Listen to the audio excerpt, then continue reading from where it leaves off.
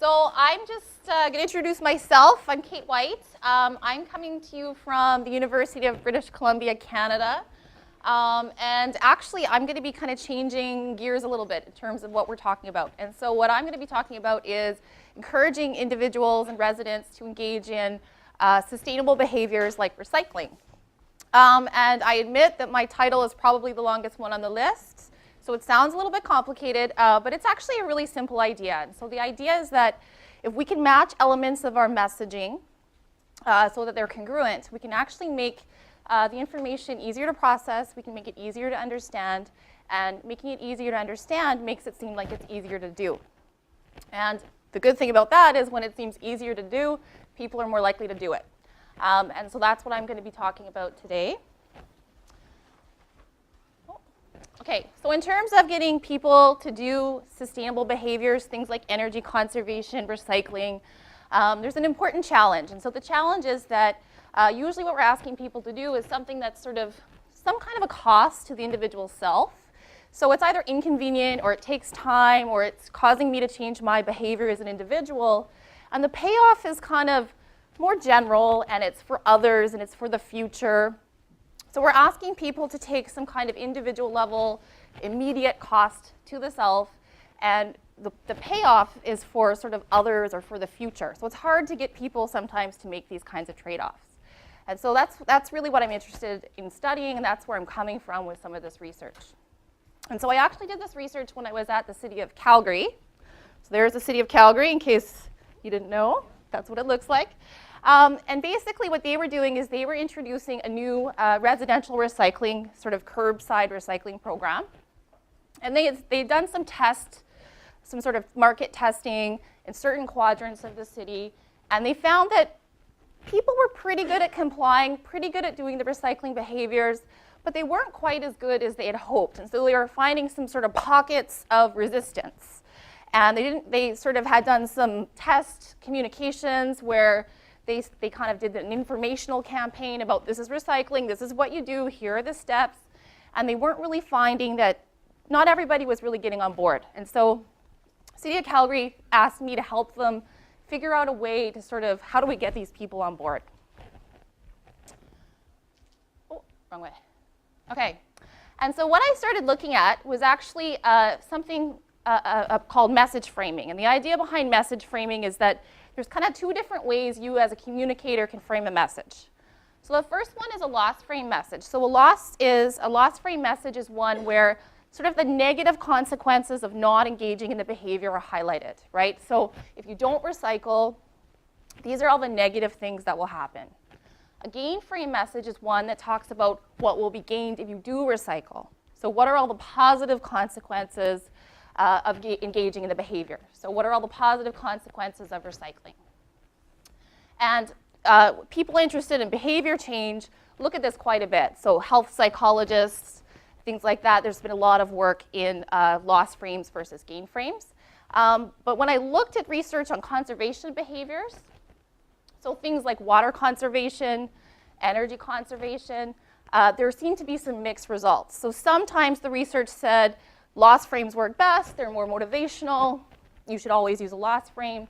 Other research said, no, gain frames work best. And so it was a bit confusing. And so what we wanted to look at is, well, maybe it depends. So maybe sometimes loss frames work better, and sometimes gain frames work better.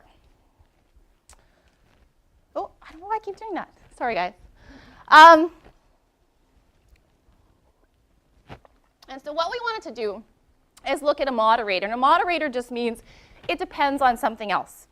And we looked at this theory. It's called construal level theory. And it's actually kind of a simple idea. So the idea is that there's two different ways that people can view the world. So the first one is a concrete way of viewing the world, or an activity, so something like recycling. So a concrete mindset is one where you're thinking very specifically about the lower level details of the behavior or the activity. So when you were thinking about coming to this conference today, the sort of concrete thoughts around coming to this conference today were things like, what will I pack? How will I get my flight? What talks will I go to? So sort of the details, the how of what you're going to do when you're at the conference. On the other hand, the other way of sort of thinking about it could be more abstract. So abstract has to do with higher level thinking in more general terms. So in terms of coming to this conference today, you might have thought about, well, I'm really excited about learning more or bettering my education or integrating my experience. So those are more general thoughts about the activity. In terms of coming back to the domain of recycling, what we thought is that there's two different ways residents can think about recycling. So the first is a more concrete way. So thinking about the details. So how will I organize the bottles? How will I take the labels off? When will I put it out? Those are the details, the concrete details of recycling. The other one is abstract, so thinking in a more abstract mindset. So why will I recycle? What's good about it? Why should I do it? Those are more general thoughts about recycling.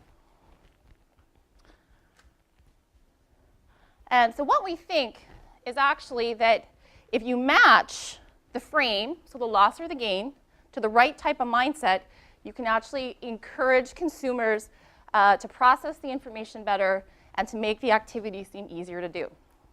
And so we think that losses themselves, so thinking about a loss frame, actually puts people in this sort of action-oriented, very concrete type of mindset itself. So it makes you think about the details.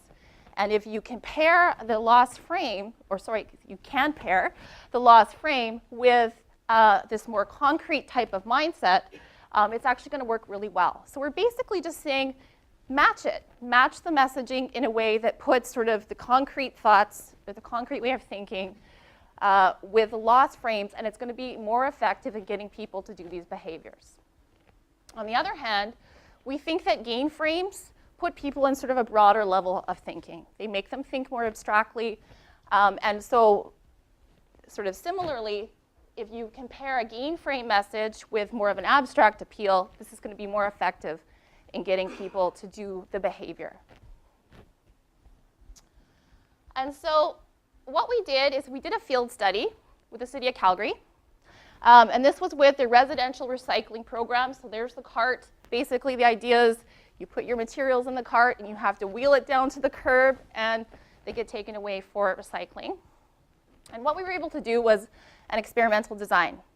And so what we varied was the mindset or the construal level that was being sort of primed in a marketing message. And the marketing message was presented in the form of a door hanger. The door hanger was recyclable material and fully made of recyclable material, so we didn't seem like we were being inconsistent. And so it either had a very concrete message or an abstract message, and I'll show you those in a second. And then we also paired it with either a loss frame or a gain frame. The other thing we had was a control group. So the control group was a group that got nothing. So what happens if they get no message at all? And so this is kind of what it would look like. So people either got the concrete, focusing on the how do I recycle, what are the details, or they would get the abstract message, so why do we recycle, thinking about the broader context. And then that was either paired with a loss frame or a gain frame. And so the overall view of how we did this is we went in at the first week, and we did a pre-test of recycling behaviors. So all that was is it meant me getting an army of research assistants to help me and actually looking in people's recycling bins, which I'll tell you what we look for in a second, which actually isn't as bad as it sounds. The bad part was getting up before the trucks come to pick up the recycling. They start at 6 a.m. In November in Calgary, being on the street at 5 a.m. is not enjoyable, just in case you're wondering. So we did the pre-test of recycling behaviors week 1. Week 2, we delivered the marketing materials. And then week 3, we went back and we went and looked in the recycling bins again and recorded the same measures to sort of see how did these change over time after we implemented the different messages. Month 6, we went back again. One of our reviewers, when we submitted our research, said, hey, why don't you guys go back 6 months later and see if it continues over time? And we'll see. I'll show you how it worked out. At the time, I was kind of mad at the reviewer, but I'm okay now. I'm okay. So what did we measure? So that's sort of what a typical bin looks like. And there's some logistical issues with doing this. So we had to think of some certain things. And so most of Calgary has most of the households have back alleys, and it's kind of hard to tell if they're putting out their recycling or not, because everybody's recycling bin is just sitting there. So what we had to do was choose a neighborhood where it was clear if they were participating or not. And so we chose a neighborhood where they would actually have to roll it out to the front yard, so we could tell if they were participating or not.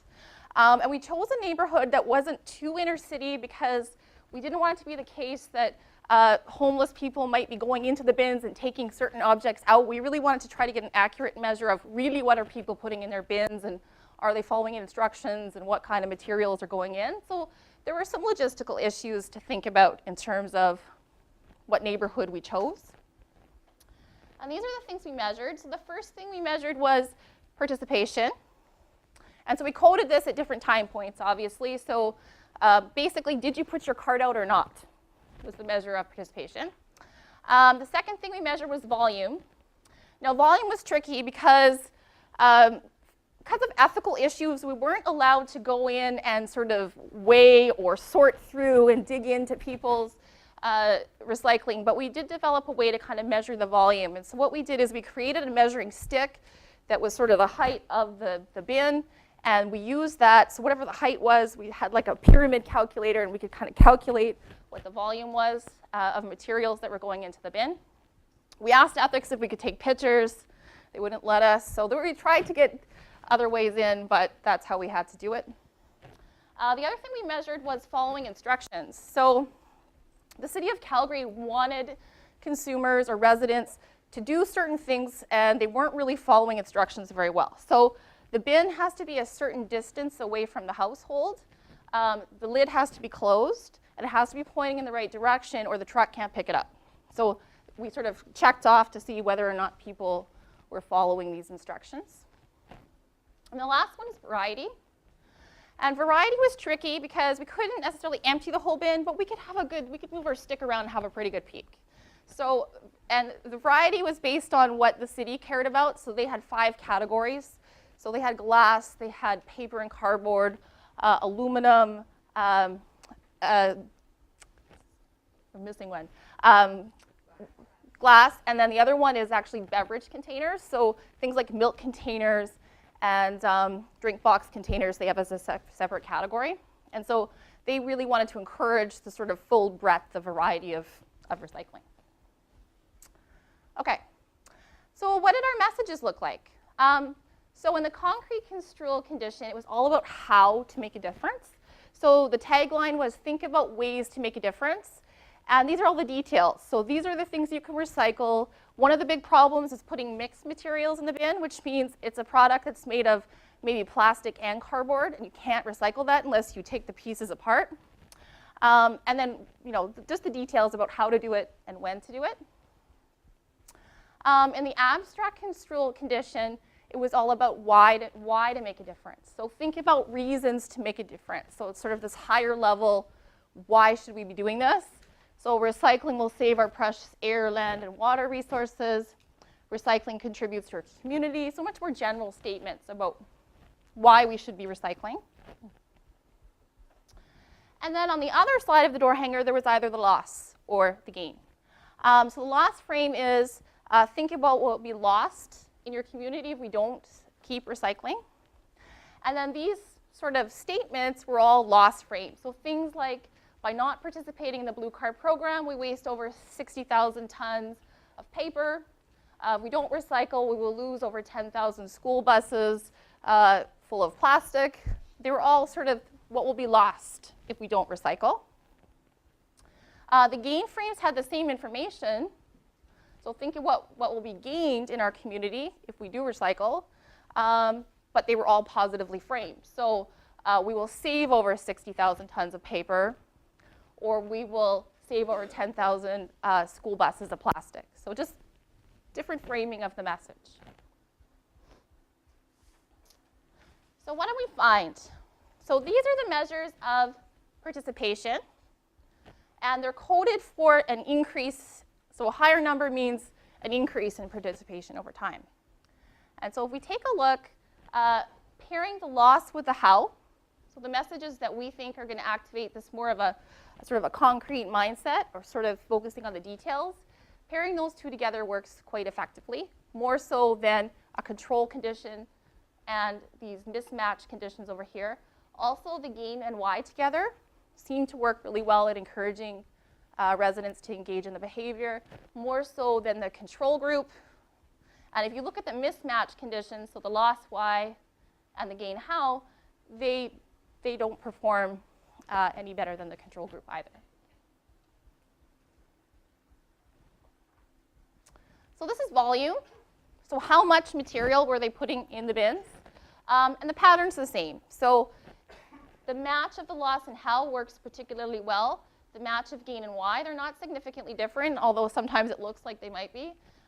Those two seem to work the best, and they're more effective at encouraging residents to put more products or more material in their bin than the control and then the conditions that are mismatched.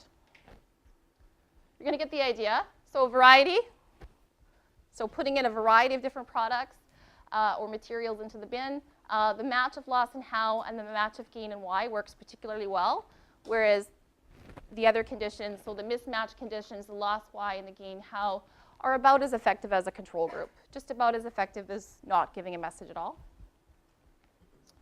And following instructions, same thing. So the match works best. So the loss with the how and the gain frame with the y works better than the other conditions. Okay, here's the really interesting thing. So I mentioned this, the 6 months later, the follow-up. And we did this for all the measures. I was a little bit disheartened when the reviewer said that because I was thinking I have to get out my maps, I have to figure out the routes. It's probably not going to work. I hoped it would work. And it actually held pretty nicely. And so this is just the measure of volume. But we did go and do all of our measures, and it was sort of the same pattern for all the measures. And so what we found that over time, so the first bar is time 1 minus time 2, so the 3 weeks later. And the second bar is time 1 minus time 3, which is 6 months later. And so what you can see, is that the loss how sort of held over time in terms of people and the volume that they were putting into the recycling bin. And the gain y really held over time. So more so than the control condition and more so than the mismatch conditions. So a couple of things. It seems that having a match in terms of messaging seems to work really well.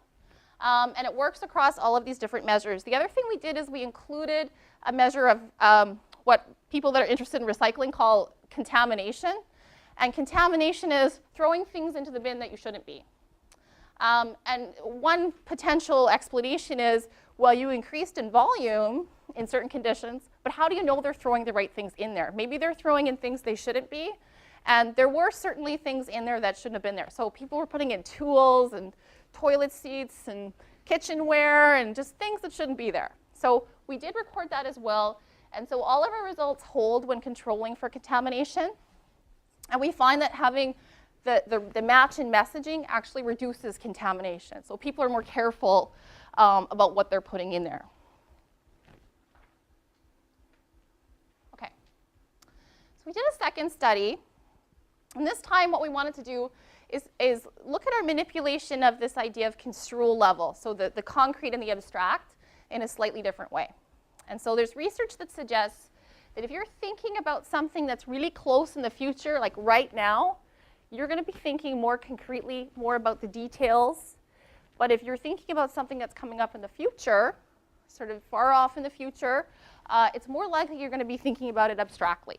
And so there's quite a bit of research that supports this. So what we wanted to do in this study is manipulate this idea of concrete and abstract by using time. So are you focusing in more on the near future, or are you focusing further on into the far future? The other thing we wanted to do is use a more simple and more controlled execution of the framing. So you might have noticed that some of the wording was a little bit different across conditions with the City of Calgary example. And so in here, what we wanted to do is really have very controlled manipulations. So you can't explain it in terms of the different wording.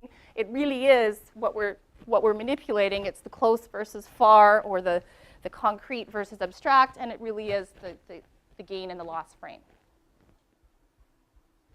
And so here's what we think. We think that the loss frame message is going to really work well when it's framed in terms of something closer to you, so focusing on today. And we think that the gain frame is going to work really well when it's focusing on a time point that's further away, so focusing on tomorrow.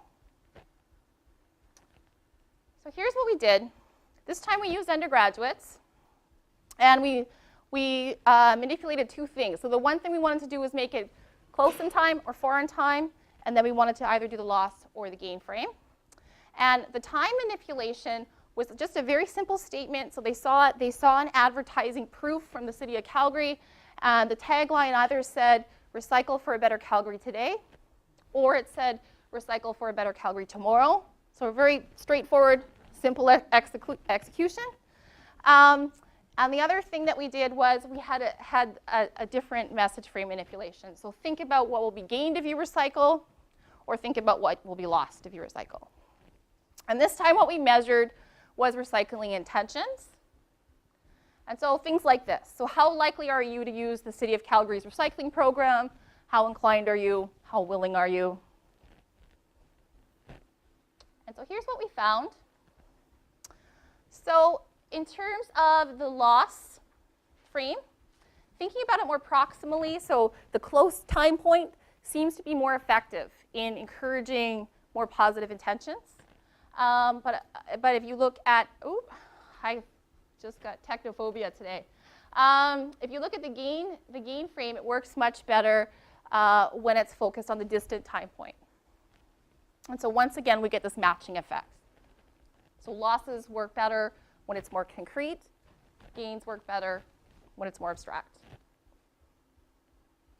The last thing we wanted to do is try to figure out what's going on. And so what we think is going on is something that researchers call fluency, and it sounds kind of fancy, but all it means is it's easy to understand.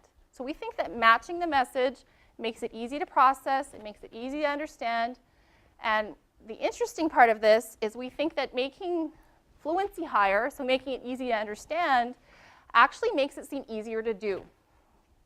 And psychologists like to call that efficacy, but it just means I think I can do it. I think I can impact change through this behavior.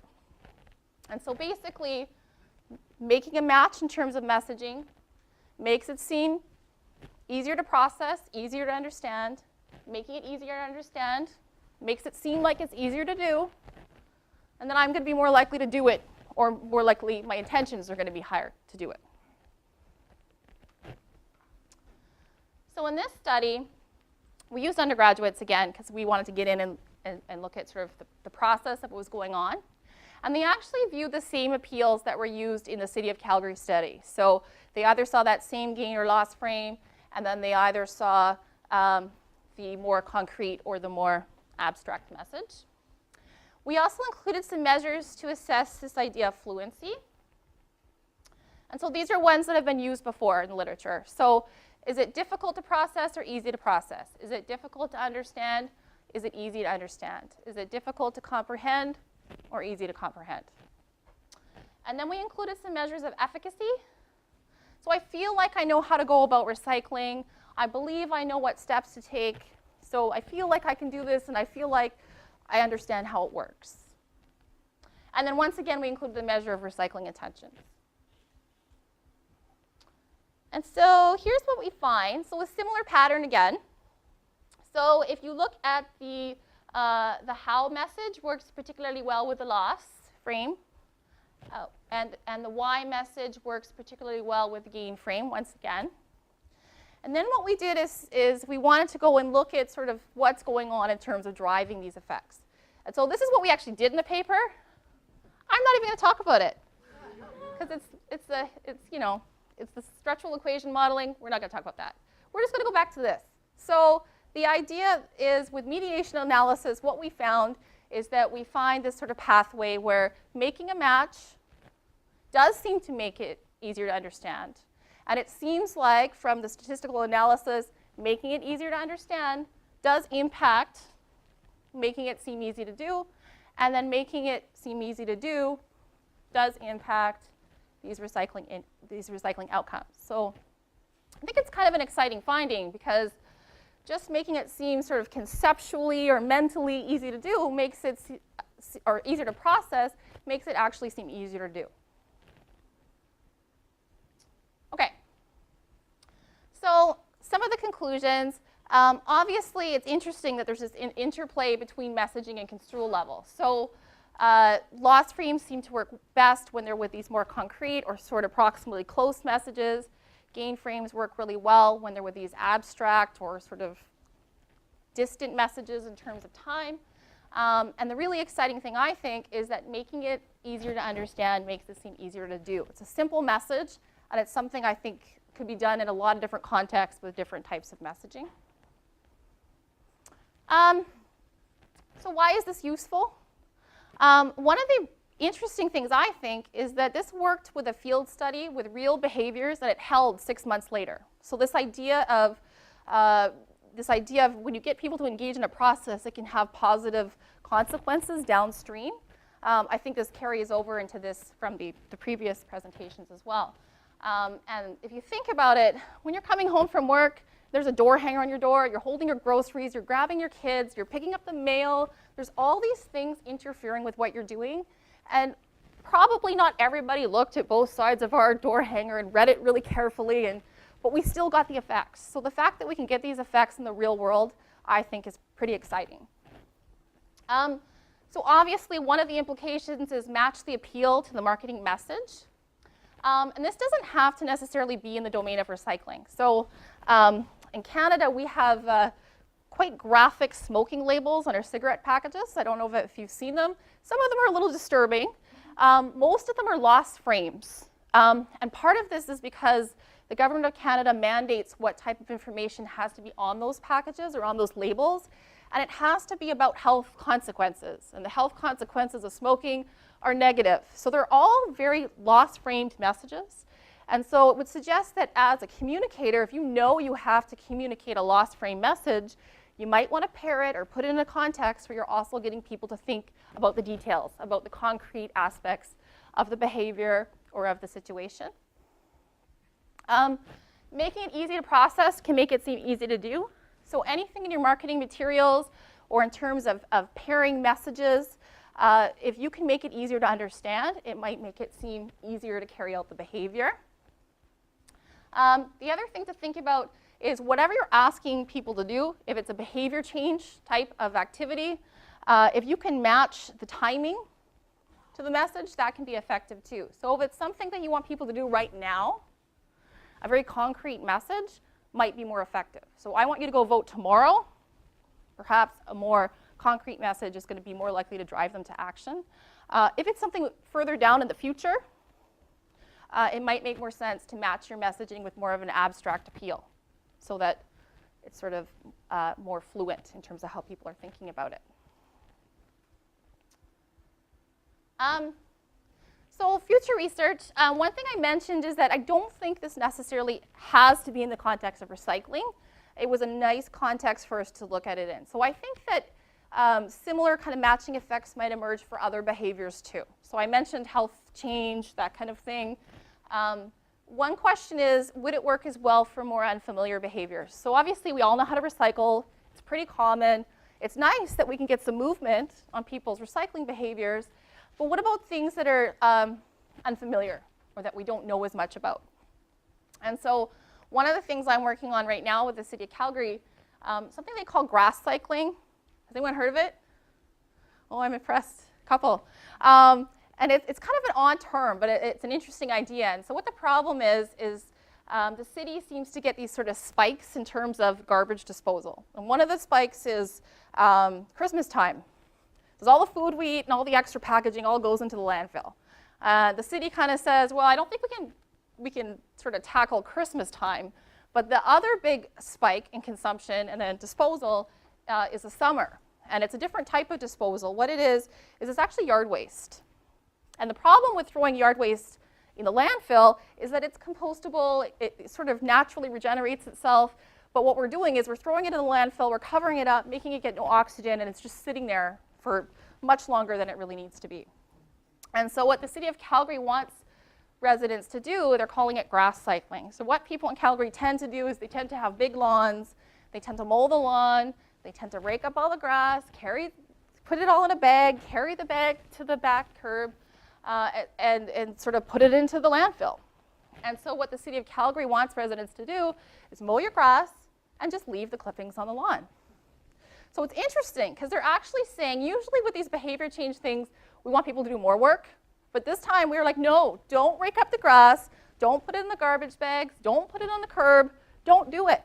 And they sort of launched an informational campaign trying to get people to do this idea of grass cycling, and nobody will do it. So they're very, very hesitant to do it. And the big problem is, what will my neighbor think? Right? If all my neighbors are raking their lawns, they're making it all look pretty, no one else is doing this grass cycling thing, right? Why should I be doing it? And so what we're looking at now is we're doing messaging around norms. So what is everybody else doing? And what does everybody else think I should be doing? And trying to match the messaging there. So yes. Why? Because of this idea of grass cycling? Or so just getting, can we get kind of similar effects in terms of other behaviors too? So questions? Yeah?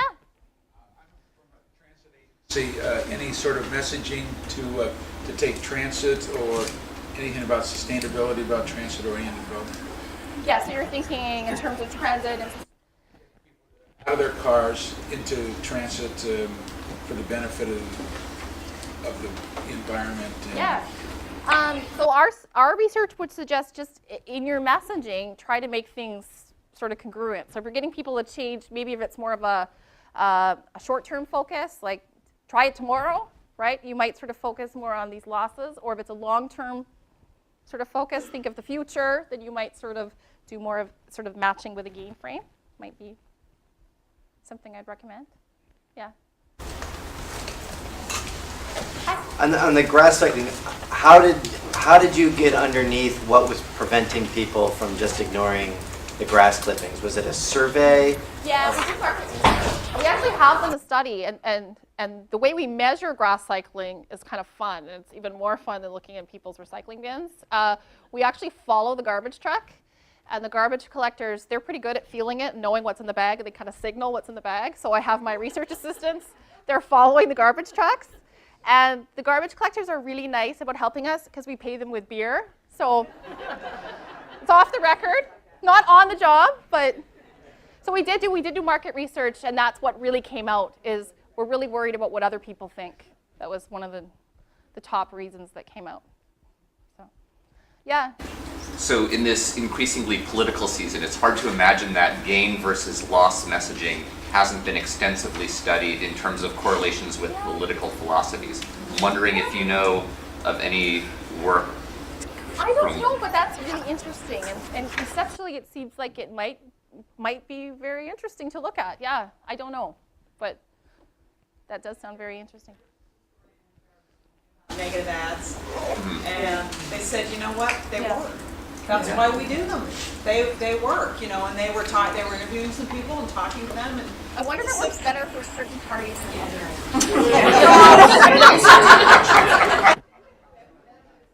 I don't. Yeah. Well, I mean, at risk of throwing political stereotypes, there's this perception that liberal versus conservatives, that liberals tend to focus on the promise of the future and what can go right about the future, and conservatives tend to focus more on what can go wrong. And I'm wondering if it seems to me there must be some work on this. This was around the Republican Party. Yeah. Versus Santorum Sure. versus Gingrich. No, but I think your tuition seems right, but I don't know if there's been anything done on it, but it sounds like it would work. Sounds interesting. Yeah. Strong literature in crisis communications that actually says the human brain overweighs negative information 3 to 4 to 1 over positive. And if you think about it as an adaptive behavior for us 1,000 years, 2,000 years ago, dealing with threats was much more important than dealing with positive things. Yeah. Just a quick question. If you did the research with other than undergrads, but you did it with adults, I'm wondering whether or not the longer term issue might be differently weighted. The whole concept of intergenerational discounting right? Doesn't seem to have the strongest way with undergrads, but it might with the general population. Yeah. Any concept about that? Yeah, I mean, I think you're right. So when we think about time, as we get older, the way that we think about that can differ. So do you have an intuition about that? Do you think it might be stronger? Suggests that for adults, anything that's more than 4 or 5 years out gets discounted functionally to zero. Right. Right? Yes. This is why we still drive cars, get on airplanes, and spoil it, even if rationally we know we're destroying our kids' lives. Yeah. So I don't know if that particular study would vary by age, but it's an open question. Yeah. Oh, You can have culture to that as well. sure. What were you There's certain cultures that tend to look at long term. Sure, like long-term orientation and long-term focus. One more? I figure while the fluency is being a key part of it, I wonder if you look at some of these behaviors that are actually quite complicated. So if you get into composting, effective composting is actually a fairly difficult process to get right. There's more details to know. Yeah, there's more details. Yeah. I'm wondering how do those type of behaviors work in your fluency model or that piece of your model?